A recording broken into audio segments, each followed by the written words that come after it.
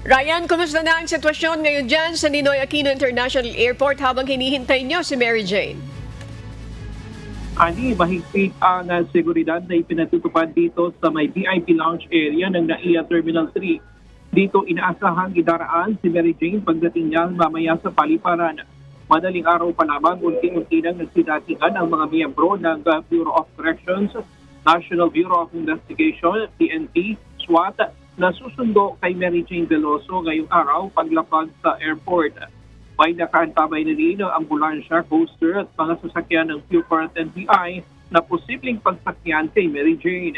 Hindi naman muna papayagan ang pamilya nito na makausap si Mary Jane sa airport. Ayon sa mga opisyal, pagdating sa NAIA, ididiretso na sa Correctional Institution for Women o CIW si Mary Jane. Daraan ito sa isang oras na medical exam at booking process. Pagkatapos noon at kabibigyan ng isang oras hanggang 1.5 oras na ang pamilya ni Mary Jane para makasama ito.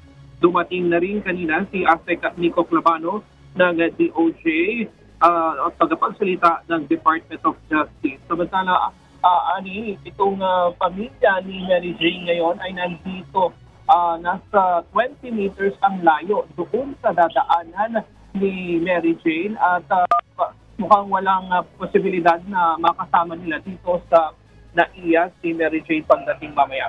Sa latest mula dito sa NAIA Terminal 3, balik sa iyo, Ani. Maraming salamat, Ryan Lakadlali, nag-uulat ng live mula dyan sa NAIA.